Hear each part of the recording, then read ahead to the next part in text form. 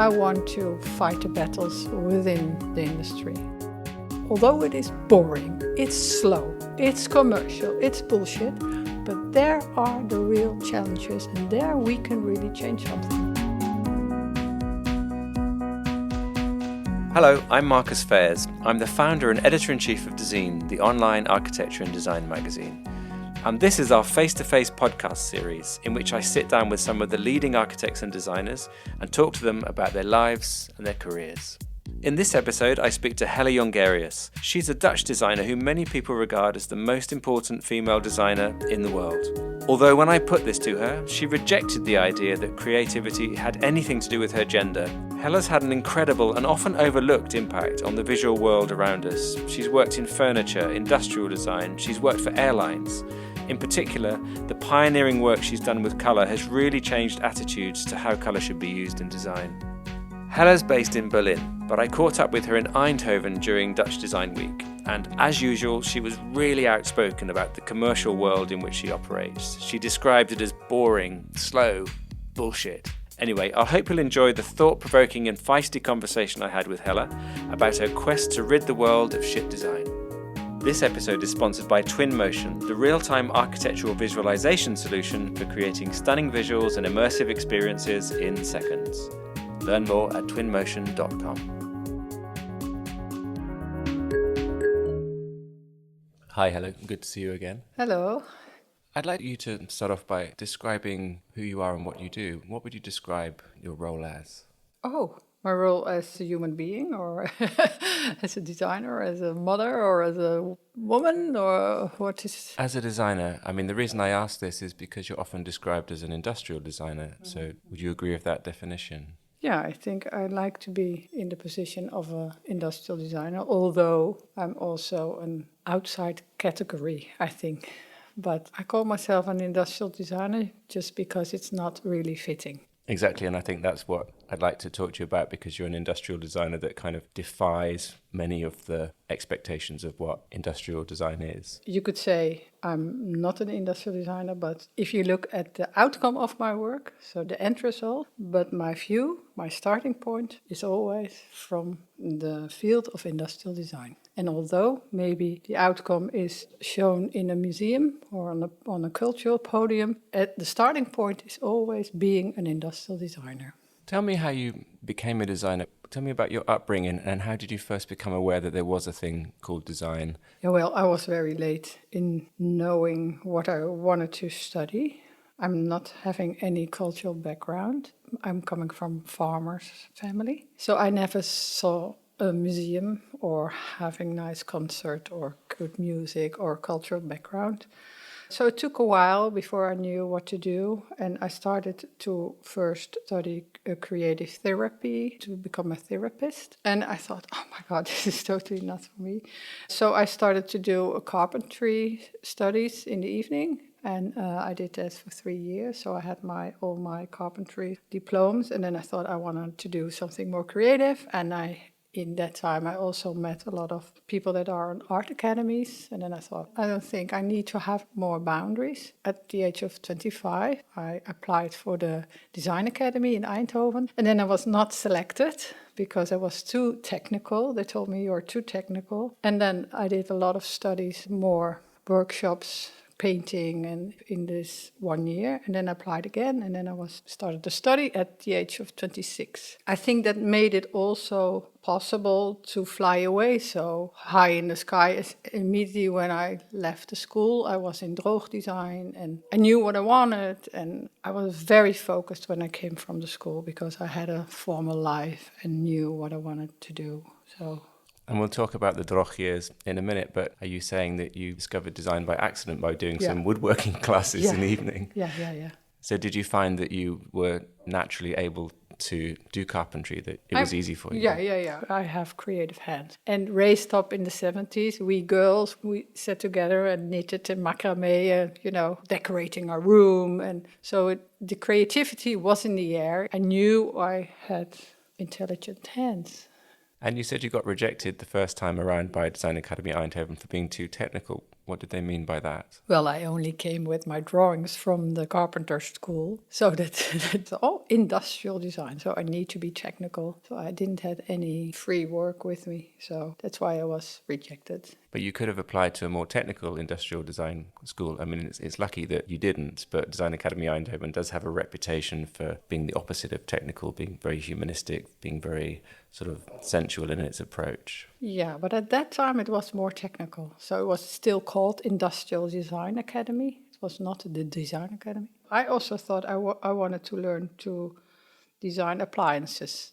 I really wanted to do, I wanted to work at Philips, something like this. That was my... Because I guess in those days, Eindhoven still was the city dominated by Philips, and Design Academy Eindhoven started as the technical school attached to the Philips industry, right? Yeah, so that was my foreland, my dream. You completed your studies at Design Academy Eindhoven. You thought you wanted to design shavers and household appliances for Philips. At what point did you change your mind and realize that wasn't for you? Oh, that was immediately. I came in a realm of creative people and so many topics that interested me. And on a certain moment, a teacher told me, hey, you have to do something with textiles. And I was like, textiles? My mother is doing textiles. I was really not interested in it at all. I thought, oh my God, they pushed me in a female corner. Don't want to be there. And at the end, I knew I have a talent. My talent is in that direction. So after initially rejecting their attempts to gender stereotype you, you actually found that those kind of areas were a richer area for you to explore. Yeah. I liked it very much because it was the most hands-on study also, department. But I didn't graduate to textile, so I graduated with rubber vases. That was the first project that was also taken by Droog Design. But I graduated with inflatable textiles. That was my end diploma, and rubber vases. Yeah. So quite a radical approach to traditional forms. Yeah. So tell us about the whole Droog time then, because Droog was a hugely influential movement, really put Dutch designers on a map and introduced a whole new approach to design, a kind of so-called conceptual approach. So how did you come across Droog and how did they help your career? What was that era like? Well, when I was graduated, I was invited to come to a meeting of Droog Design, and my graduation work was selected to go to Milan. And that was the second year that they went to Milano with a bigger group, with other people, other formal students from the Design Academy.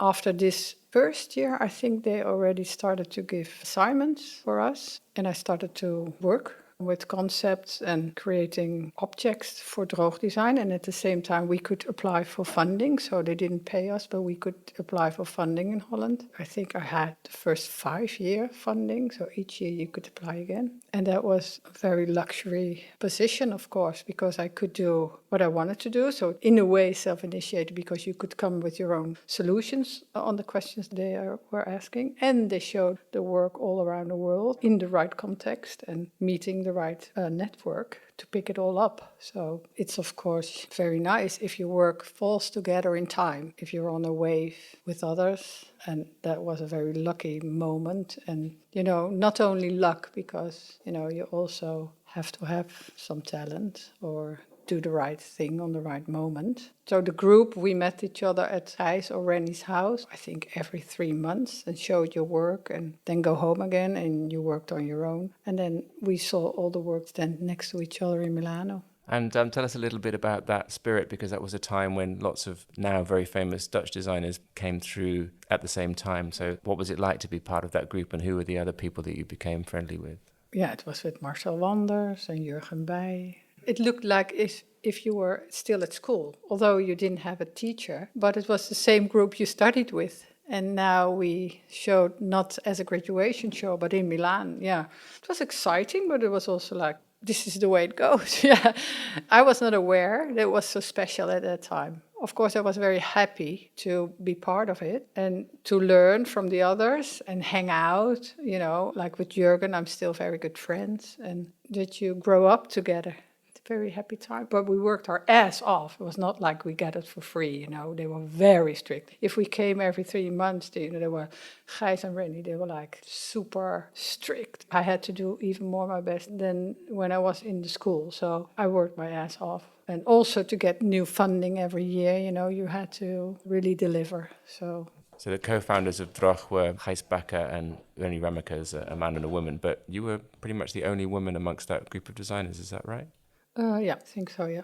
And was that ever an issue? I mean, we talked today so much about gender balance in the creative professions, but was it an issue? Was it talked about? Did it make it more difficult for you? No, but at that time, I think there were more women at the table, so at the meetings, but my work was more explored in Milan or in magazines. No, it was never an issue.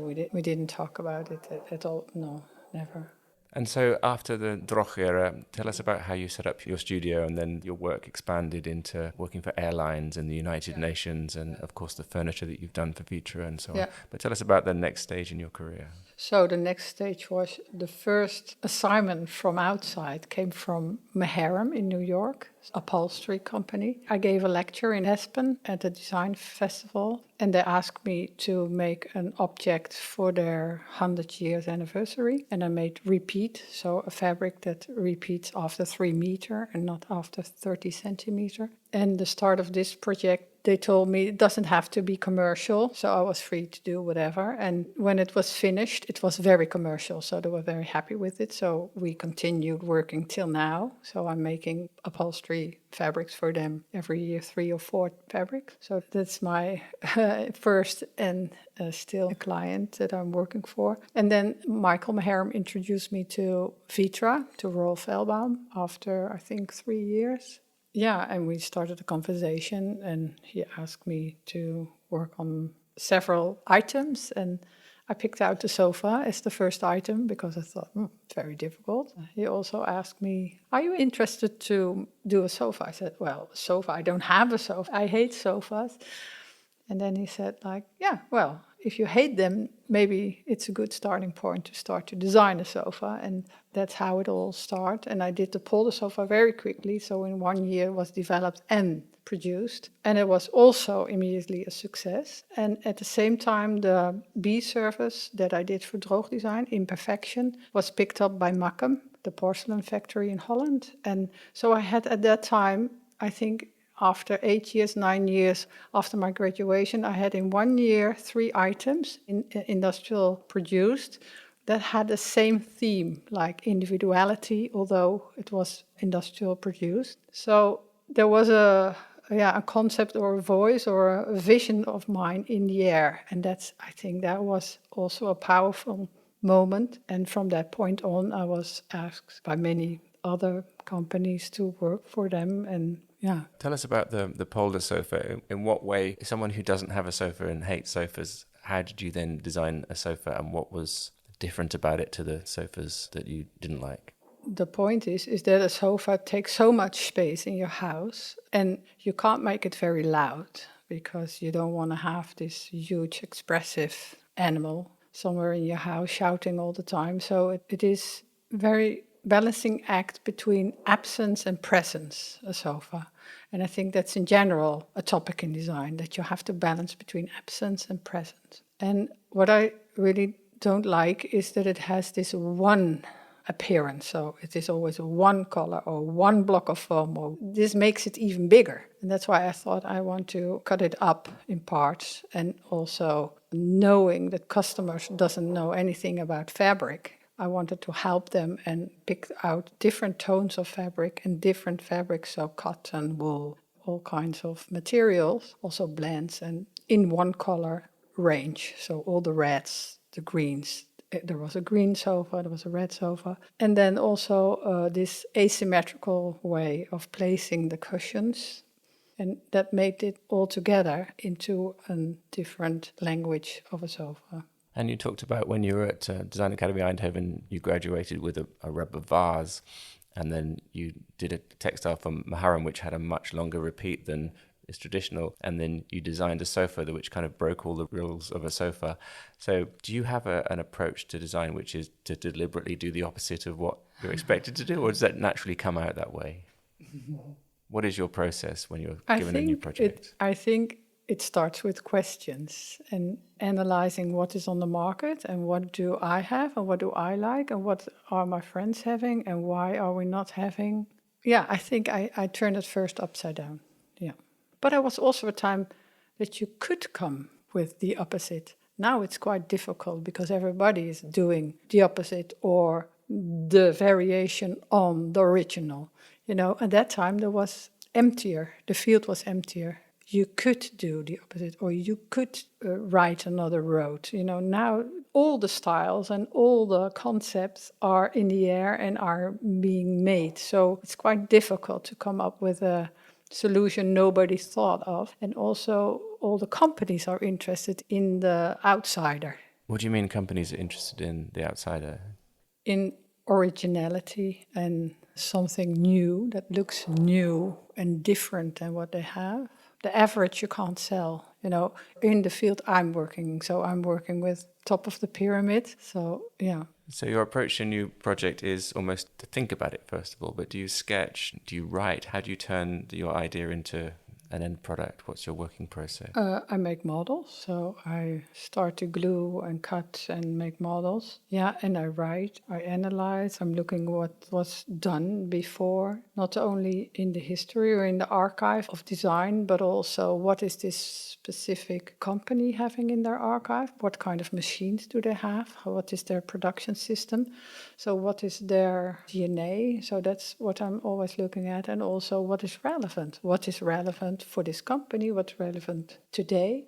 What's relevant for me? So I think that's the main starting point, the relevance. And talk about your work at Vitra, because you have a creative directorship or something like that at the company. And I know from speaking to you in the past that you said that you're happy working with the classics. You've said things like, I don't know why we need to have new products when there's existing products. And you've done lots of explorations with colour, for example, of how you can change a product just by simply changing the colour. So talk about the work you've been doing with Vitra. Yeah, so I'm the creative director of colors and materials. So I was asked by Rolf on a certain moment, the director, Rolf Velbaum, would you like to have an Eames lounge chair? And I was like, oh no, no, thank you. Because I think, yes, like a papa chair, it's really not of my interest. And then he said there were a few variations. There was also a white one, but that was done for a boat. And I looked at it and then he said, yeah, maybe we can work on this light version. And I said, well, yeah, I think I can make it much better because the white leather was very harsh white. It's like, you need to have sunglasses to look at it. So I really collected or also dyed on in the process very nice leather in a kind of very light, crisp white, grayish, very nice. And then we looked for good wood with it that created a nice, light version of the Eames chair. And working in this field and doing the polder sofa at the same time, I looked also at all the other objects, the Eames chairs, the plastic chairs. And then on a certain moment I said, I could do so much more because I could analyze your collection and make a system or a path. And I came up with the idea of making a library for them, so color and material library. And that's what I created. So for all the designers, for the designers that are no longer with us, so the classic designers, so Eames, Prouvé, and so on, I created color worlds that they have been doing in their lives. And also for the contemporary designers, I looked at what kind of colors and materials they are working in and created also kind of idea of where they are or what their atmosphere is. And then there is all kinds of new materials and it's all in a system. Yeah, and I created new textiles. We also have our own textiles in the collection, specially done for furniture. So not general fabrics, but really based on particular furniture within the company. So I think it is a nice collection altogether and also an open library. Some things go out, some colors go out, some colors go in. Everybody is free to move around, but it has a direction, it is focused, and I think it's working very well. Some people might have been a bit intimidated to touch a classic, but for you, that you had no problem with taking a classic Eames chair and saying it should be a different color? No. Why? Yeah. Also, within the company, there are people who take care of the do's and don'ts. So I feel free to touch it. And I also think, classics only live longer if they have a contemporary follow-up. And no, I'm not afraid at all. And then a couple of years ago, you got together with Louise Schoenberg and you produced this manifesto. It's called Beyond the New, I think. Talk about that. Why did you do that? And what were you saying? It was quite a controversial move. Yeah, that was in 2015. Again, in Milan coming up. And, every year when I go to Milan, I come home depressed and all energy is out. It doesn't give you anything. There's so much bullshit happening over there. So we thought, I'm working with Louisa since a long time, so we talk a lot about design, and we wrote a few books together. And then we thought we have to do something totally different. We'd write a manifest on Beyond the New. What else? What else could be a meaning within an object or within our profession, only than having another style, a new style. And it's now occupied by the economics and marketing terms like only. The new is a qualification. So that's why we wrote this manifest. And that was immediately picked up. Everybody saw it, although it was just a stack somewhere in all these events going on. But it was very well picked up. And the next year, we were asked by Serpentine Galleries in London to make a follow-up. And I also wanted to do it much more. I really wanted to give it an answer in objects or in material and finding solutions, or beyond the new, finding a way to search behind appearances. That was the whole topic, and we showed that also in Milan. And so there is this whole research beyond style, and that our profession is also caught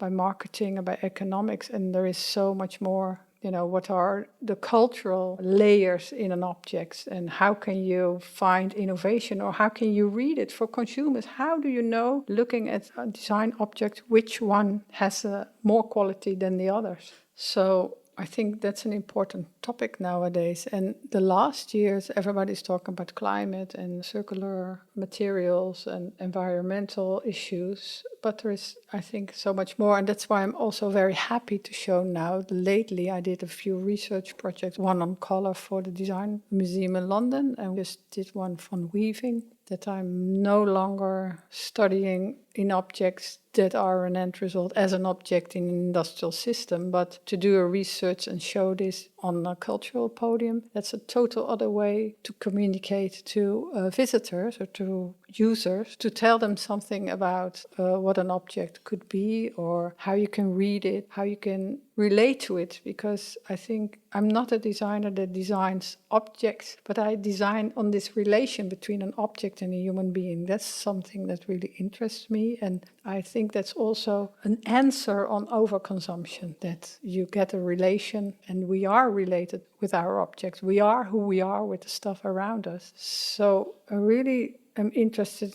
to work on this relation, and color was now one theme.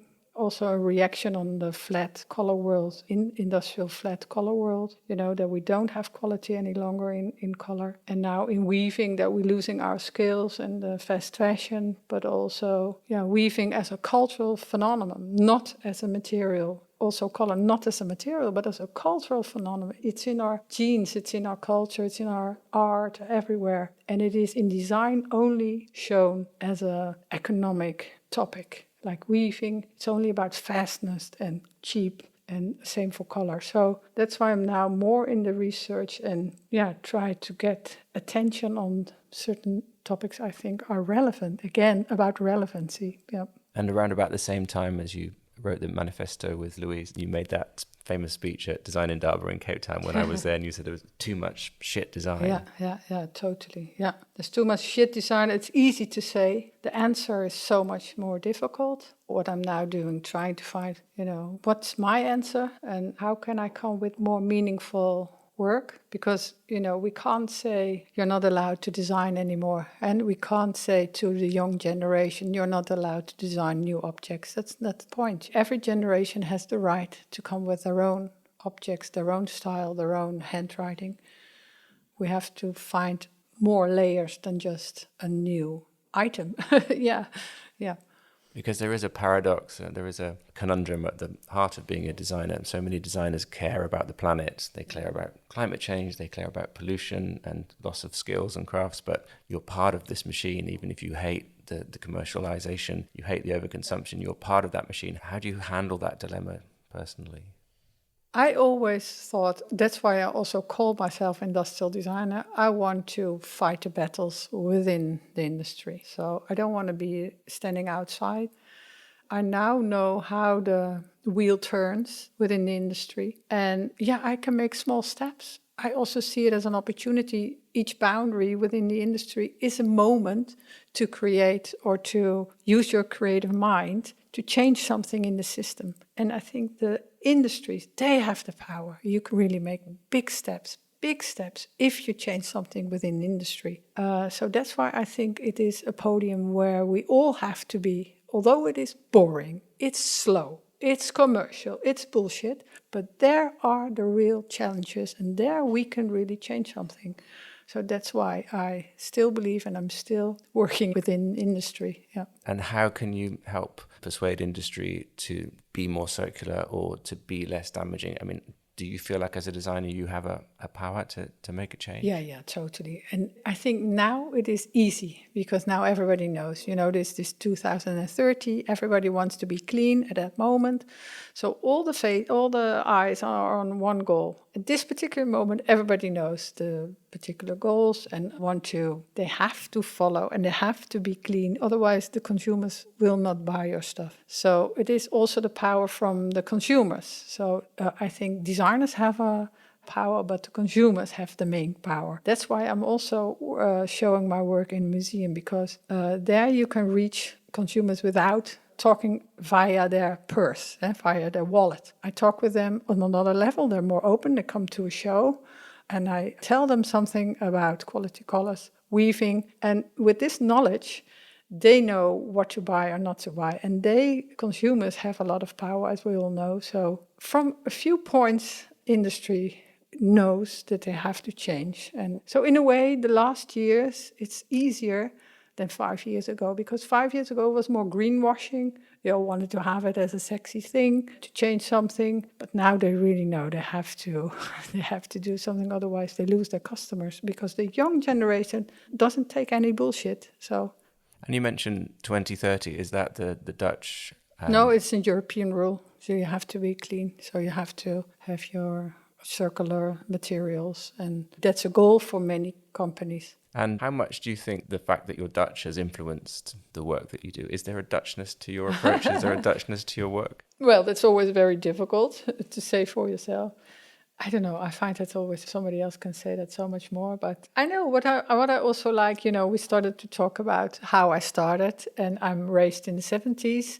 And I was really, if people ask me when I was 12 or 13, what do you want to be as a grown up? And I always said, I want to be a hippie. That will be my goal. And in a way, I'm now falling together in time, because there is this whole activism, what was always in me. So I'm an activist. But now, the younger generation under me is activistic. We're all going for the planet. We're all, in a way, hippies again. And I'm falling together in time. I have the feeling that it is perfect time for me now in my profession to tell something. I have a position. I feel responsible. I feel very much at ease at this particular moment in my career. Yeah. And you were brought up on a farm, so were you actually surrounded by animals? Did you milk the cows? What was the farm upbringing like? My father had tomatoes, like real Dutch tomatoes, and flowers. But you no longer live in Holland. You're based in... I'm based in Berlin since 12 years, yeah. So why did you move to Berlin? Yeah, well, in Holland it was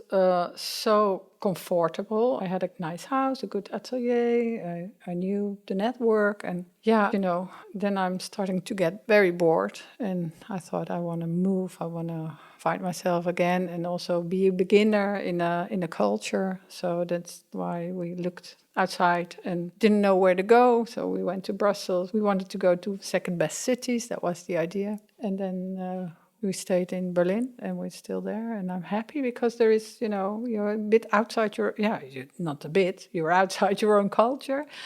And also in a country where there is no design discourse or an other design discourse, it's more related to industry. and I don't have any client in Germany. But to be more concentrated on my own, to create my own world and not part of a huge group of designers in Holland, I find it, I'm a free bird, a free spirit. So I could make my own life and my own way of working, and very happy. And what is the setup you have in Berlin? Do you have a lot of people working for you? Describe your studio and your situation. Yeah, I've got a studio in the backyard of 3 floors, an old building, and I've got 4 people working permanent. And then each time when I have a new project, I invite young people, or a group of young people, to work with me for a year, for 2 years, and then they fly out. They have their own agenda and their own way of working. So yeah, it's expanding, growing, and sometimes now we are small again. So we just finished this project in Paris in Anticipation about weaving. Now they're all gone, so the coming half a year I'm concentrated again on a new topic. I want to be in a smaller group, and then I think in January I start inviting people again to create a nice team with all kinds of smart hands and geeks and people that can weave and other people that can 3D print and whatever, and then we build up a world again. You've done a lot of work with KLM, the airline, as well. Tell us how that came about, because that kind of combines space, fabric, furniture, but in a very different environment from the domestic environment. Yes, we're now working with them, I think, for 10 years. I did 3 types of airplanes. So I started with the 747. I did 787 and another, now lately, I don't know what number that is. But so I did 3 times another chair. And the whole cabin, business class, and for the 787 also economy, so from rear to tail, all the fabrics and the seats and the class dividers and everything. So when they ask me, they just ask me to do only the textiles, I think. Yeah, they only ask me to do the class dividers and the carpets. And then I said, but who's doing the chair? And they said, well, the chair is just, we buy this chair. I said, come on, that's not possible. Let me look at this chair. And we could only add or change some stylish element that was not really possible because the molds were ready. So all the other airlines uses the same mold. So we could only add some small items or change some small things. And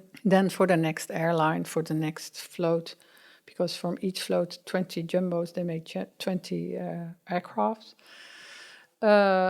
We could do the full chair for the 787, and now we do another chair, and then next year we will do an economy premium chair. So I think it's a bit strange to work for aviation with my activistic, idealistic mentality, but I do think I can add something also from within and make steps and push them. We now have created wool, so the seats are made from a woolen fabric, so it's much more convenient if you travel for a long time. And the carpet is cradle to cradle, so we used stewardess cloth, so their uniforms, because they received new uniforms, and we destroyed the uniforms, spun new yarns, and those yarns are within the carpet on the floor. It's the first cradle to cradle carpet in aviation. And we have very much crafty details and very nice leather parts. And I think we created a human space within this very harsh industrial world and inconvenient space. And I think small steps, but this is the way this world works. And I'm happy to have also the high-end industrial, because it's all about safety and lightness, and the boundaries are so strict, but I still can be creative and I still can push things forward, because each chair we change something that we think, oh my God, we did it this time, And does your typical airline passenger notice these changes? When you step onto one of the planes that you've done for KLM, does it feel different? Do you get feedback from passengers? You haven't sit in it. No. Yeah, I got a lot of people that tell me that they're very, very happy to be in the plane and feel comfortable and have a nice duvet where they sleep on, and that the pillows are comfortable, and it's maybe not all in your face, and you don't need to see it all. My handwriting is not on it, But I think I did a good job. If you look at the other airplanes, I think I did a very pleasant space to be in. So what things are you working on now, and what are your plans for the future? For now, I'm really, really thinking of what can I add in the industrial world. So what to do, because last year I took a sabbatical. So I said no to all clients for a year because I wanted to find out what could be my next steps. And I bought a digital loom and I started to weave again just to understand the techniques, because working for so long in textiles, all the experts around me knew so much more than I. And also in the textile world for upholstery, it's all about speed. There's not a lot of development in quality, and also the looms in the factories are so high speed and so technical that you, as a creative person, you can't go in the looms anymore because they're just like computers. And I wanted to have a digital loom to understand it again and to come to new knowledge and also to concentrate on one topic. And then there was this invitation to do a show in the Gallery Anticipation, and that was about weaving, and we turned the whole building into a loom. So the whole building was one loom. I was hoping for a very quiet year, but we worked on this exhibition, what was a lot of work, but very pleasant, very nice. So the coming year, I have to find out what could be my role for industry and what can I do for the clients that I like. Weaving is still on my agenda because it is very relevant. Yeah, it takes some time to, I'm not on a track like, I have to, whatever, I really want to spend my time on things that matter. And speaking of things that matter, you mentioned right at the beginning that you have a family, and whether I was asking about how you describe yourself as a mother. So how do you balance family life and work life? How does your year look? Do you take a lot of holidays with your family? Are you a workaholic? Are you always on a plane to see your next client? No, I'm very happy that I have children, so they protect me for not being a workaholic. No, I take the holidays off, but I've got also a husband who takes care of the girls, so I'm not alone. And I'm also very efficient, and I can take very quick decisions. And I think that's also something you learn if you're a parent. You can't waste your time. You just make your decisions and make your road. And in a way, it is quite well balanced. I also believe that, taking a step back, that you don't sit on your children the whole day long. It's very, very healthy for both of us. So no, I'm relaxed about it, but I'm not always home with a cup of tea. You're often described as, the most important or one of the most important female designers in the world, or most influential female designers in the world. Does that mean anything to you? Would you agree with that? Do you define yourself as a female designer even? Well, I find it very stupid, as if my creativity is in my breast. So there is no leak. There's no female leak. There is just, you're a designer and I'm one of the designers. So, Hella, thank you very much. It's been great talking to you. You're welcome. Thanks for listening. This podcast was sponsored by Twinmotion and produced by our in-house creative team, Dezeen Studio, with music by Yuri Suzuki from Pentagram. To find out more, go to dezeen.com/podcasts. You can keep up to date on past and future episodes of Face to Face by subscribing on Apple Podcasts, Google Podcasts, and Spotify.